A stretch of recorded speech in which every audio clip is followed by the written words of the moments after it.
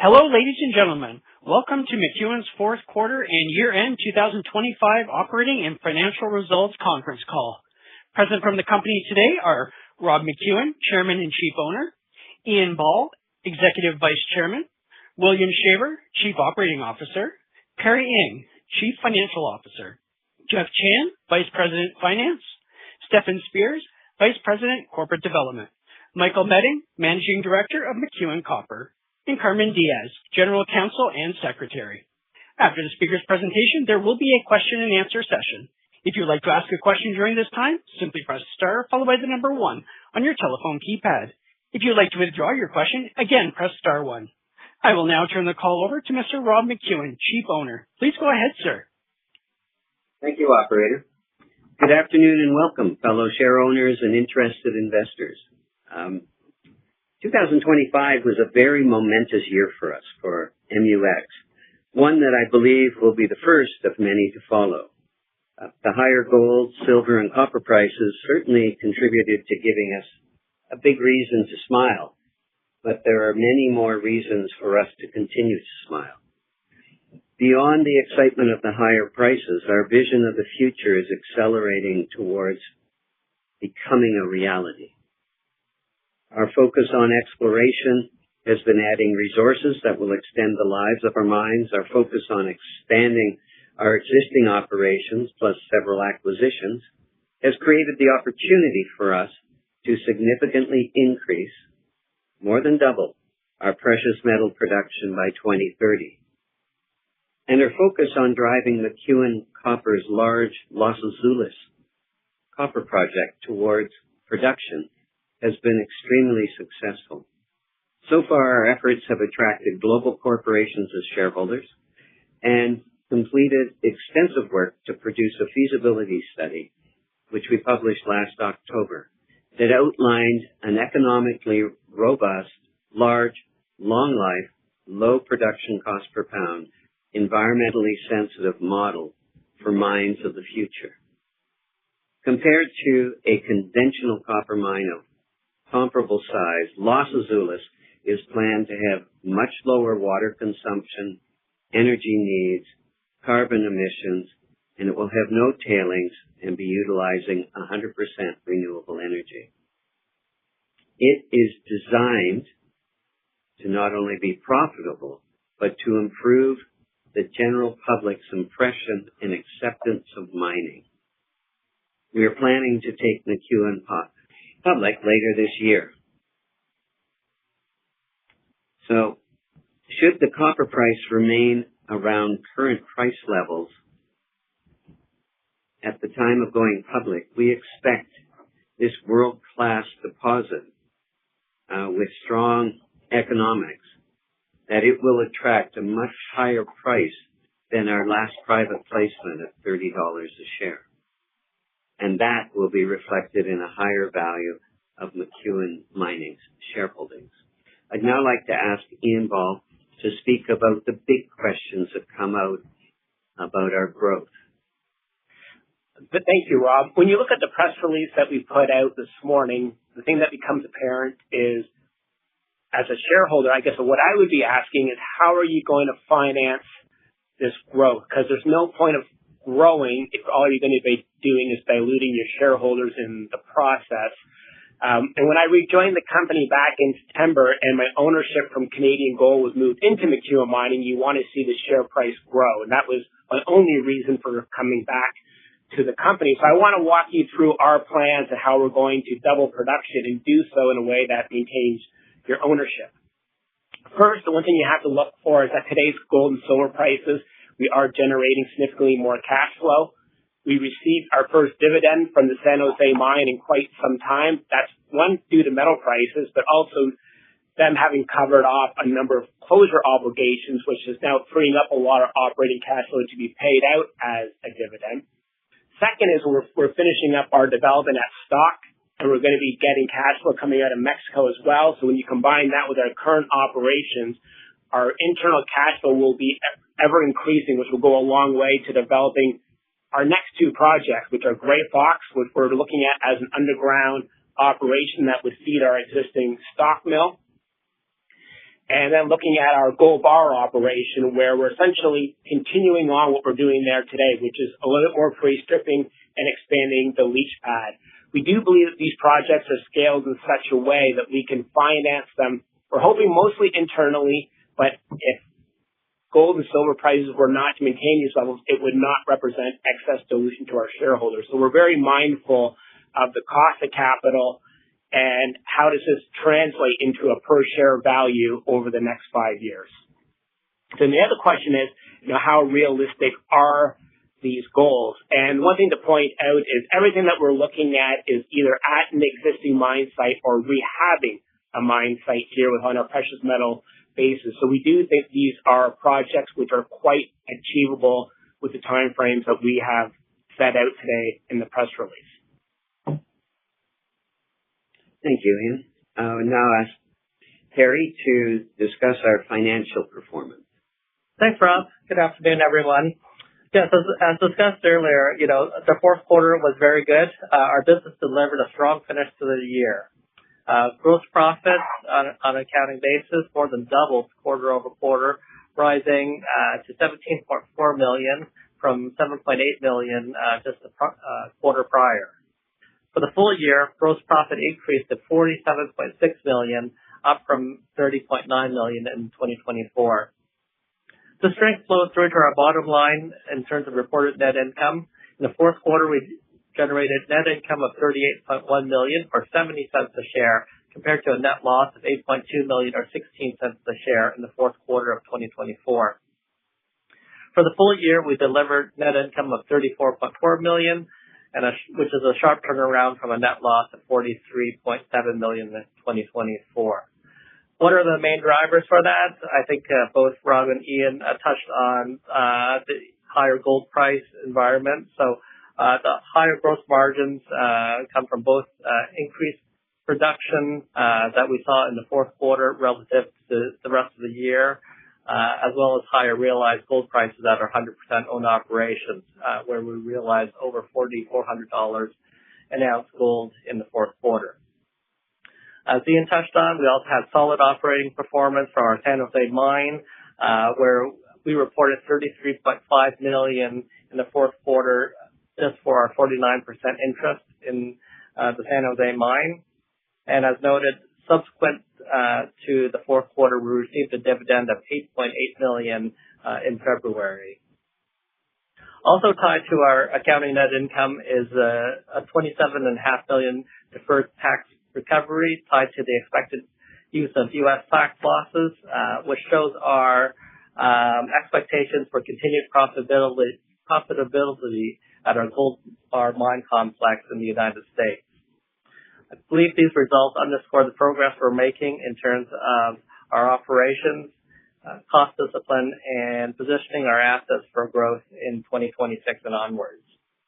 I'll also note that in terms of our balance sheet, we ended the year with a strong cash position of $51 million compared to $14 million at the year-end 2024. Thank you, Perry. Now I ask Bill to speak about our operations and looking forward. Yes, thanks very much, Rob. So with regard to our operating entities at Gold Bar and Fox, I'm happy to tell you that it looks like the first quarter is going to be on target, and that will put us in a good position to have the whole year. If you remember last year, we kind of had a bit of a slow start to the year, and that kind of plagued us through most of the year. So this year we put a concerted effort into getting off on the right foot, and I think we're doing well on that front. And as you know, Mexico is also producing a small amount of gold, and that's not a significant amount of our production. However, it is carrying all of the operating costs out of Mexico.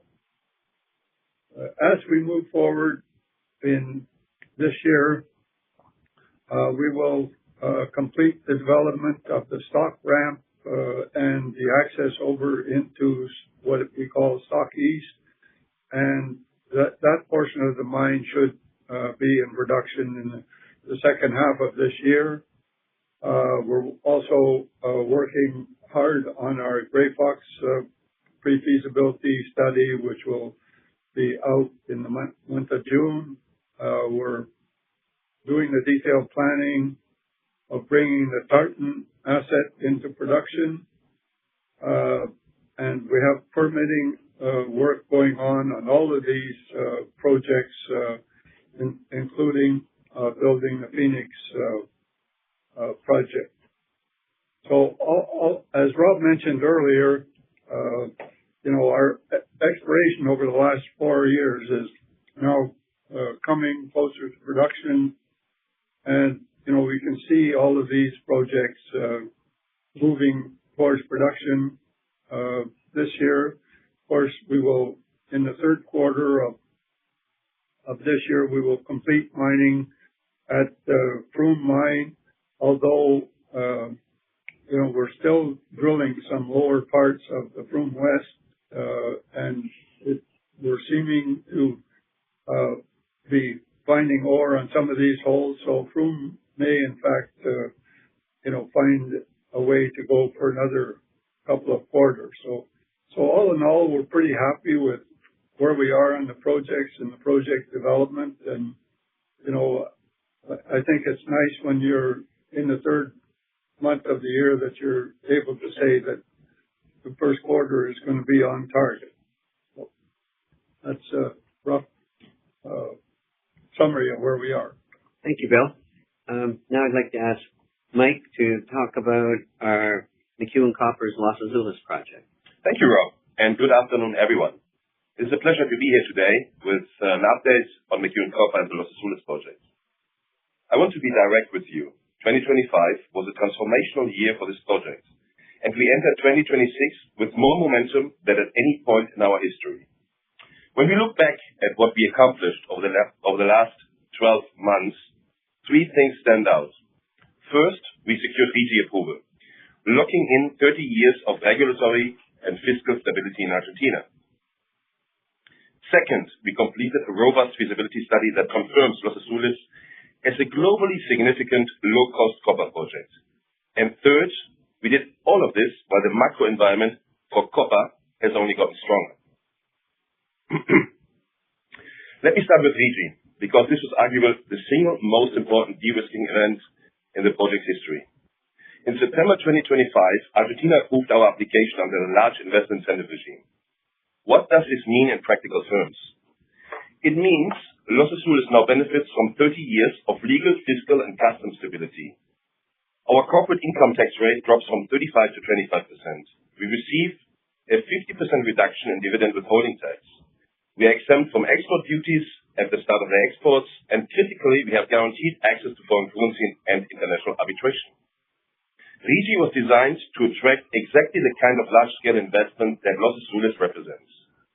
It has fundamentally changed the investment framework for mining in Argentina, and we were among the first to secure these benefits. In October 2025, we released the results of our feasibility study, and I want to walk you through the headline numbers because they tell a compelling story. The base case at $4.35 per pound of copper gives us an after-tax NPV at an 8% discount of $2.9 billion, a 19.8% IRR, and a payback of 3.9 years. The project is designed for a 22-year life of project with an average copper cathode production of 205,000 tons per annum in the first 5 years and 148,000 tons per annum of the full life. Our C1 cash cost comes in at $1.71 per pound and all-in sustaining costs at $2.11 per pound, placing Los Azules firmly in the lower half of the global cost curve. But here is what really excites me. At today's copper price of around $5.80 per pound, the economics are dramatically stronger. The NPV more than doubles to $6.3 billion. The IRR jumps to 30%, and the payback shortens to just 2.7 years. The NPV to capex ratio moves from just under 1 to 2. Every dollar increase in the copper price adds roughly $2.3 billion to the project NPV. For Max shareholders, that translates to approximately $18 per share of additional value for every dollar move in copper. Importantly, the feasibility study also identified significant upside beyond the base case.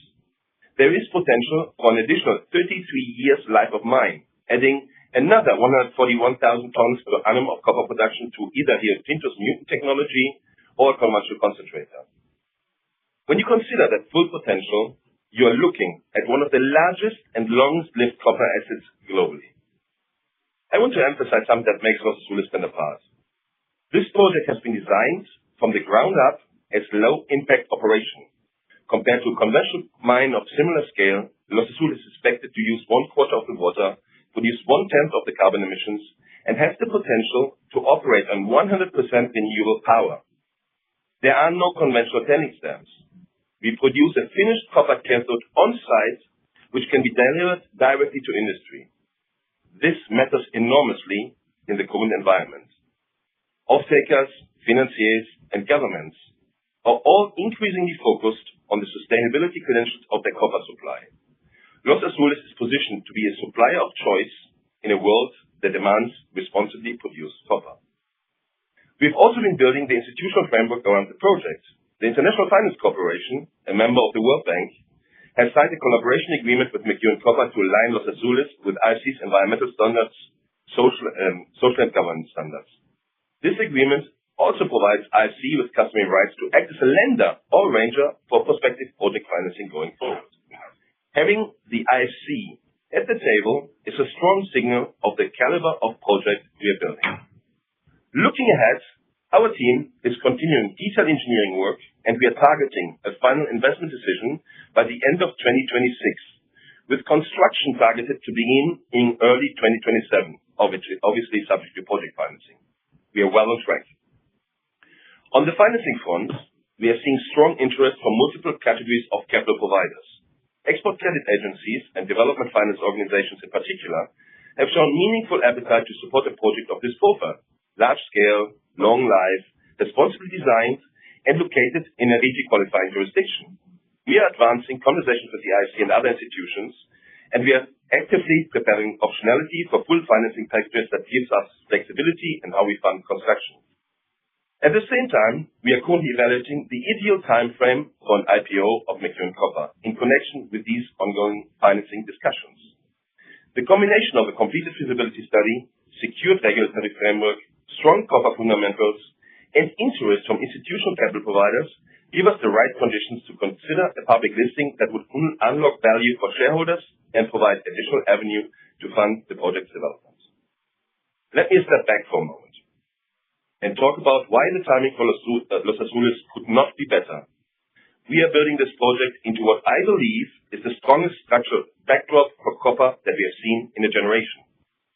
Copper is trading above $5.80 per pound today, near record highs. LME prices surged past 14,500 per metric ton earlier this year. Major banks are forecasting prices to remain elevated. JP Morgan expects an average of around 12,000 tons per ton for 2026. Goldman Sachs has raised its forecast to approximately $11,400 per ton. There is structural deficit forecasted going forward on significant growth and overall worldwide declining grades. What is driving this? Three converging megatrends. First, the explosive build out of AI data centers. JP Morgan estimates data centers copper demand alone will reach approximately 475,000 tons in 2026, growing rapidly year over year. A single large AI data center can require up to 50,000 tons of copper. Second, the electrification of transport. Electric vehicles use nearly 3 times the copper of a conventional car, and EV adoption continues to accelerate. Third, the massive investment needed in grid infrastructure and renewable energy to power all of that. Power grids worldwide need to be expanded and modernized to support all this demand. On the supply side, we have real constraints. Mine disruptions have tightened. Declining ore grades, permitting timelines averaging 15 to 17 years from discovery to production, and a weakening discovery pipeline all point to sustained structural deficits. S&P Global projects that copper supply could fall 10 million tons short of demand by 2040. This is precisely the environment in which large-scale, shovel-ready copper projects like Los Azules become extraordinarily valuable. The world needs new copper supply, and there are very few projects of our scale and quality anywhere in the development pipeline. Investor sentiment towards copper equities has shifted meaningfully over the past year, and rightly so. The market is recognizing that we are at the beginning of a multi-year super cycle driven by electrification and AI infrastructure. Copper is no longer just an industrial metal. It is a critical enabler of the energy transition and the AI revolution. Now consider this. Of the 20 largest undeveloped copper deposits in the world, nearly all are either controlled by major mining houses or effectively stranded by permitting and political roadblocks, some for decades. Los Azules, to our knowledge, is the only that is independently held, fully permitted, has a completed feasibility study with costs in the lower half of the global cost curve, has its regulatory framework locked in, and is advancing toward a final investment decision this year. For investors looking for direct exposure to a world-class copper asset before construction begins, there's simply nothing else like it in the public markets. For those of you evaluating McEwen Copper's value within MAX, I would point to you the most recent private financing is October 2024, which valued McEwen Copper at $30 per share, implying an over market value of $987. But since then, we have secured the environmental permit for construction and operation. We have secured the RIGI, and we have secured the feasibility study with strong economics, significantly de-risking and increasing the value for the project. Let me close by bringing this all together. Los Azules is one of the world's largest undeveloped copper deposits. In 2025, we de-risked it through RIGI approval and a strong feasibility.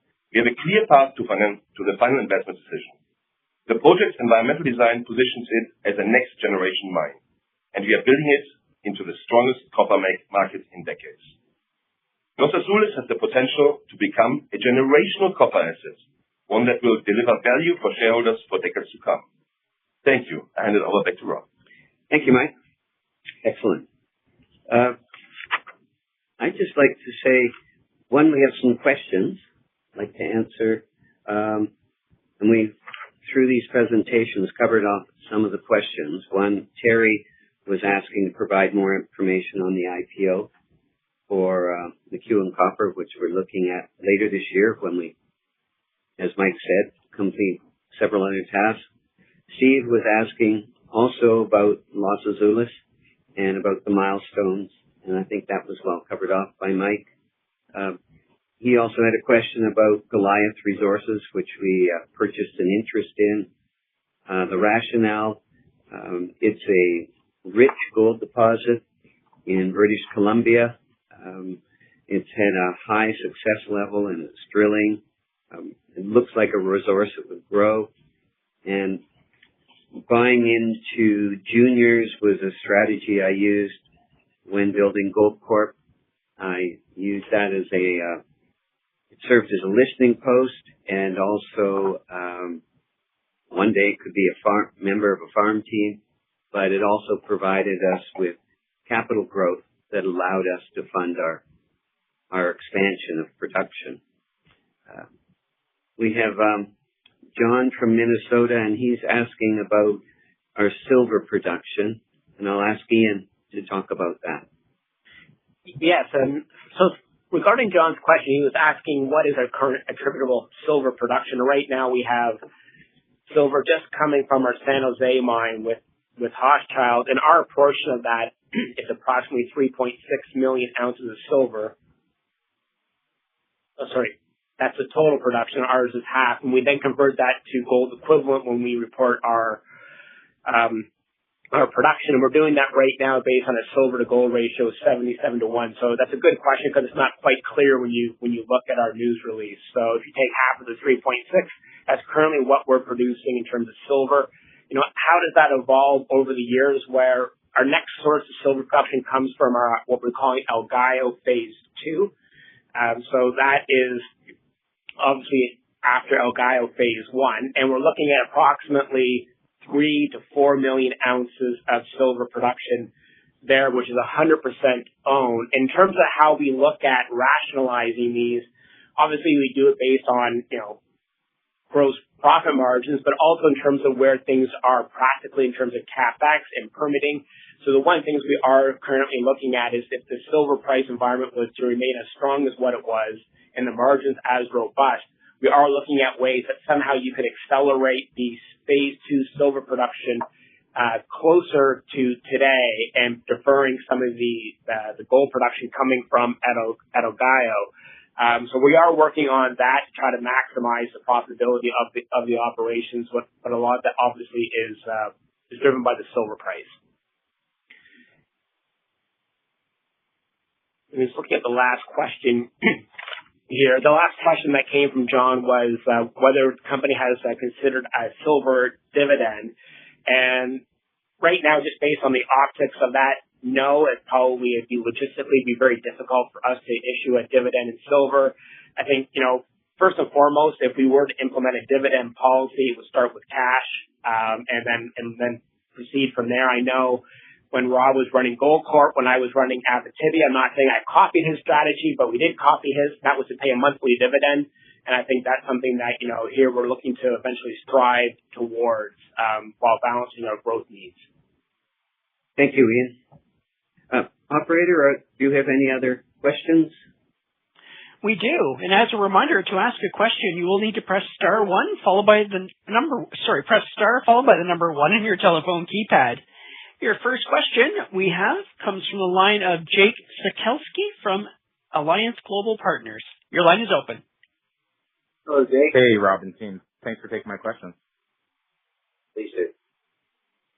So just looking at the 2026 guide, you mentioned in the release that no contributions from stock were included there. I guess I'm just wondering, is that something that you expect to revisit, in the second half of this year from a guidance standpoint? I'm just wondering how we should be thinking about the ramp up there as it relates to consolidated production.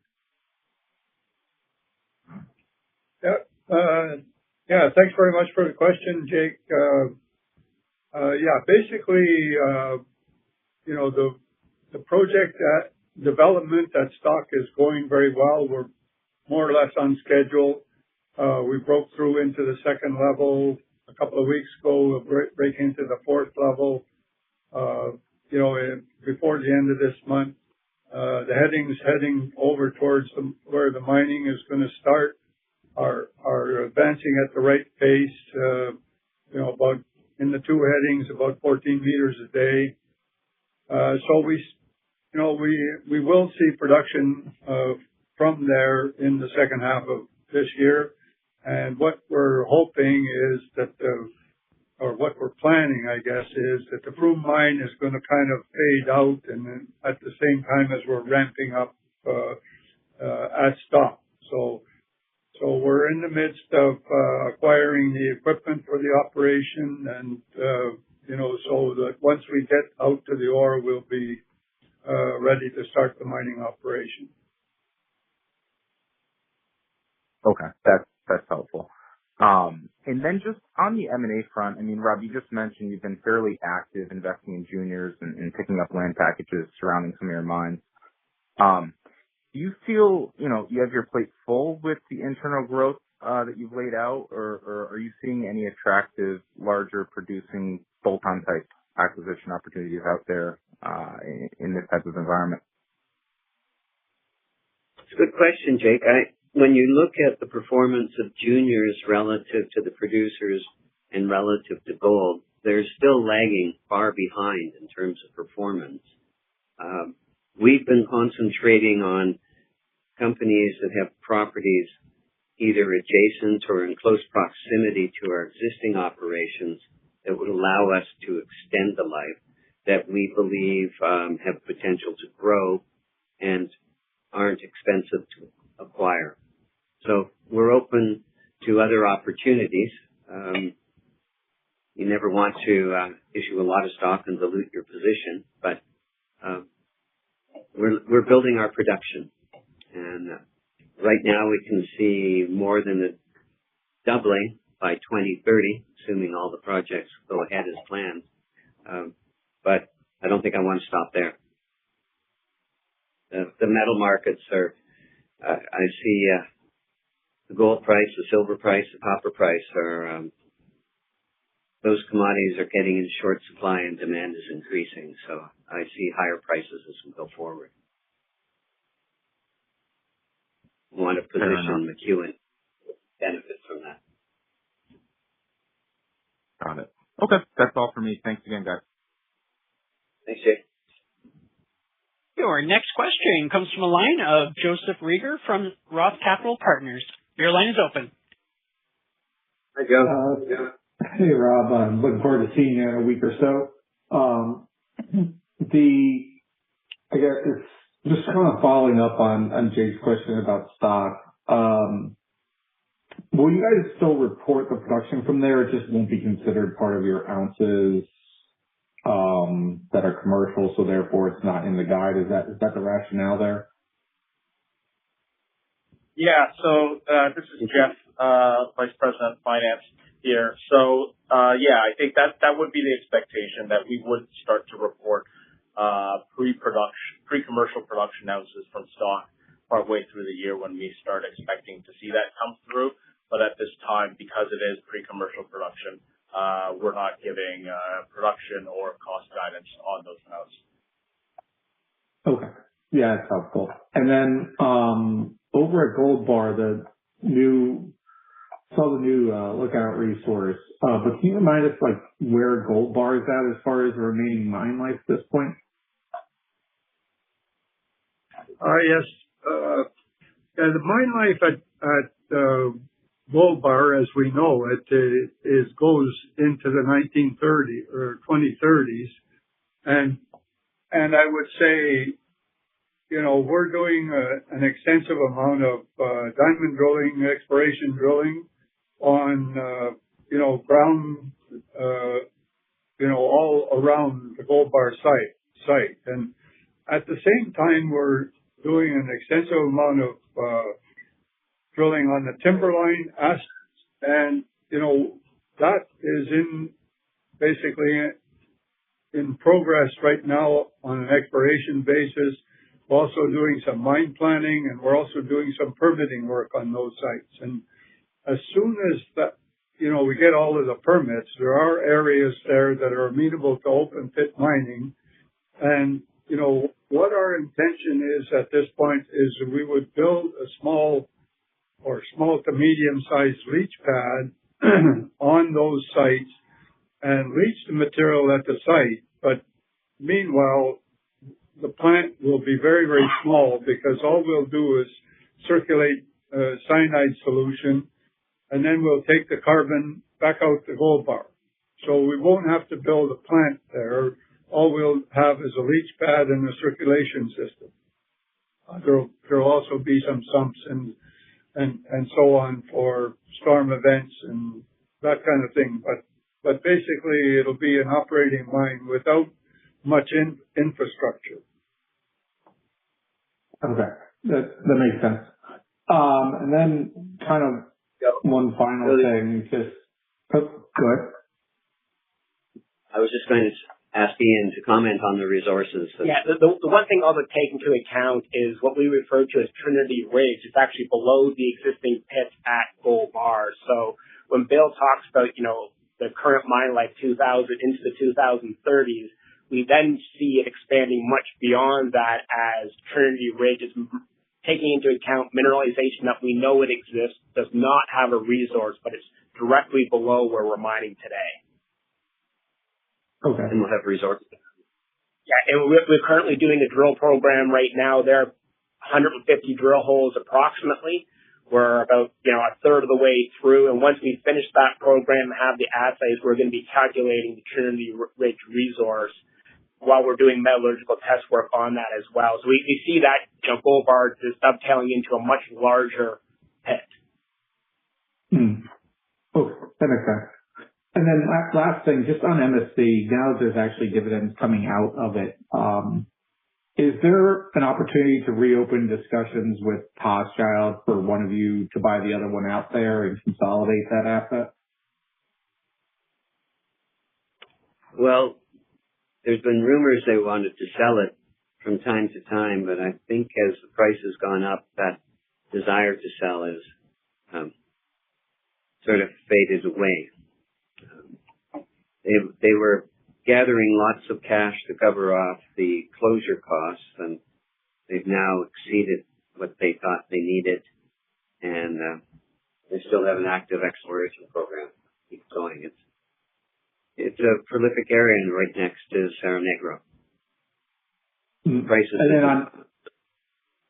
on your end, Rob, would you consider monetizing that and redeploying the capital elsewhere? At the right price, Joe. Oh, okay. Fair enough. I'll turn it over. Thank you. Thank you. Your next question comes from a line of Jeremy Hoy from Canaccord Genuity. Your line is open. Hello, Jeremy. Team. Thanks very much for taking my questions. I guess I'll start with, there's a lot of growth projects on the go. It's rapidly evolving, and it strikes me there's a lot of catalysts coming up this year. Could you walk us through the capital expenditures in 2026 and how those are divided across the assets? And if you can comment on 27 or 28, that'd be helpful as well on the modeling front. Certainly, I'll ask Jeff to address that. Sure. We expect the bulk of our capital expenditures this year to really be focused on the Fox complex, so really looking at the Stock mine. I think in terms of remaining CapEx through 2026 to complete, I think we're looking at sort of mid $50 to $60 million to finish, possibly less. We are also looking at a heap leach expansion at Gold Bar, which will take about $12 million this year. And we're also looking at Mexico in terms of the plant refurbishment and bringing that back online, about $25 million there.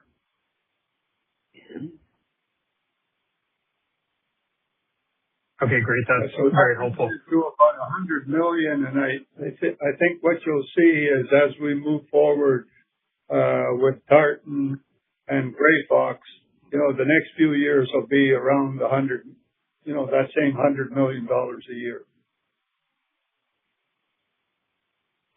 Okay. And to be clear, that $100 million, we can calculate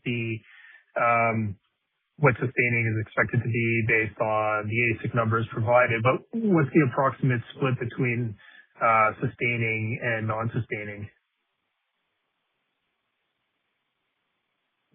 In terms of those capital expenditures, I think the only amounts that we expect to report as sustaining are the Gold Bar figures.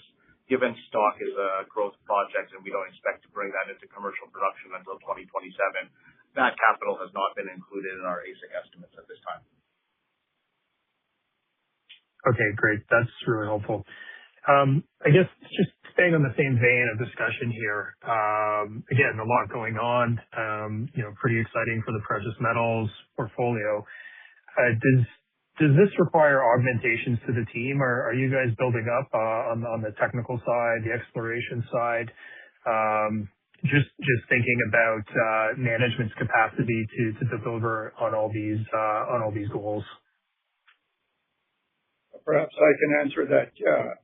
Yeah, we're building up our capabilities in terms of our technical capabilities and our bench strength, as we speak, and that has been going on for, not more than 6 months, and you might even say it started a year ago.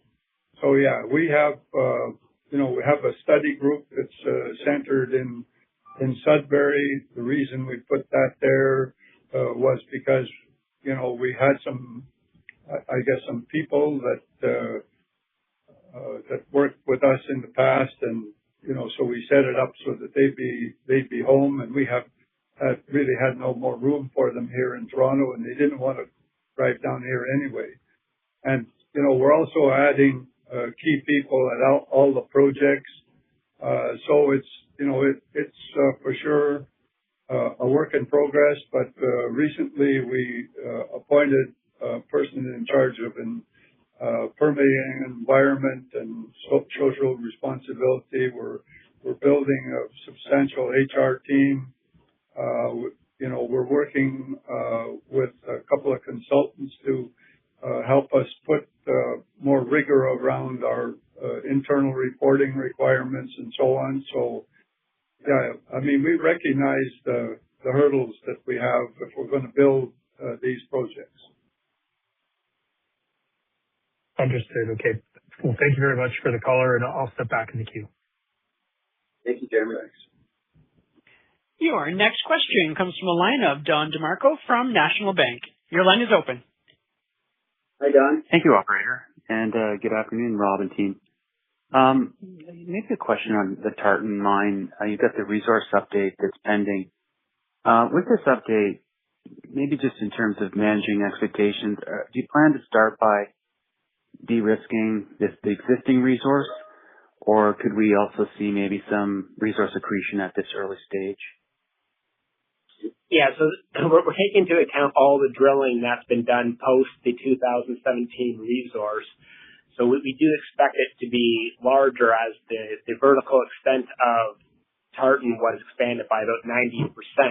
But it's not going to be an apples-to-apples comparison for a few reasons. The 2017 resource did not use stope optimization, as it was really not a requirement or seen as a requirement back in 2017. So we are going to be putting some preliminary stopes around the resource. And then the second factor that makes it hard to compare is the resource cutoff grade.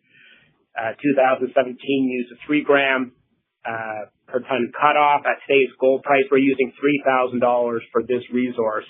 You know, you could theoretically use a much lower cutoff grade, which will increase your ounces as well. So again, the comparison's hard, but we do expect an accretion number over the previous resource. You know, I'd say by a reasonable amount. Okay. We'll look forward to that.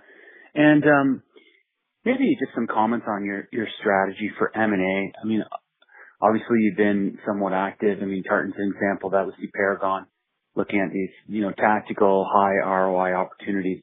Should we maybe expect more of these to come, or what is your kind of, your vision on M&A over in the gold sector over the next, year or two to come?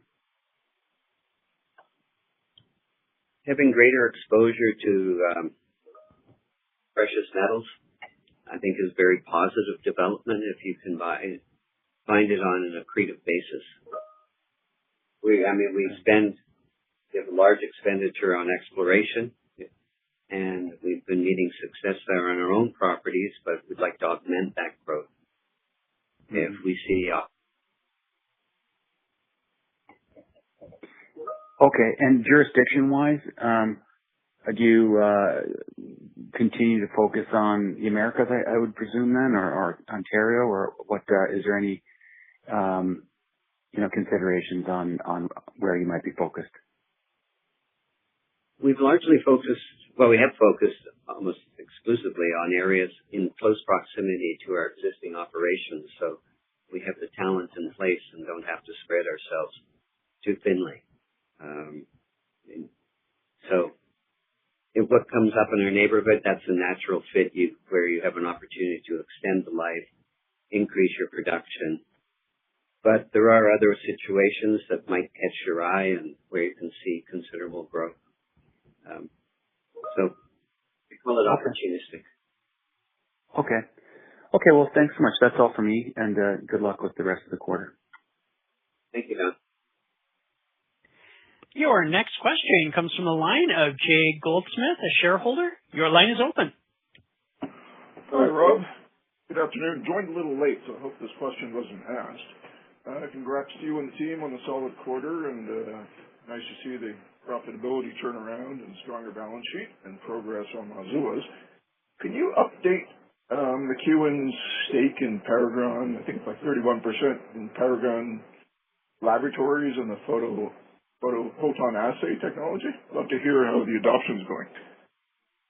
I'll ask Ian to speak on Paragon. Yeah, so just for your background, I did join the board of Paragon when McEwen made its investment. The ownership is slightly below 30%. It's about 28%. McEwen was using Paragon for its assay needs, before we made the investment. So we did see how it was working there. And as an industry, it is gaining widespread acceptance.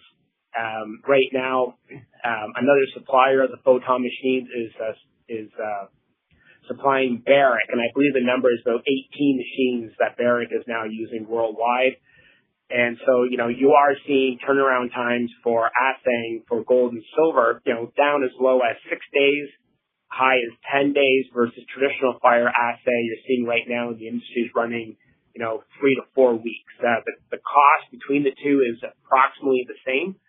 A couple of the key advantages with the photon technology is that the sample that you're able to analyze is much larger. So by that, it should be more representative of the actual assay.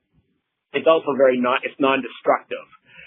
So you're able to use that material for metallurgical test purposes later if you so choose versus having to drill a second hole or another hole.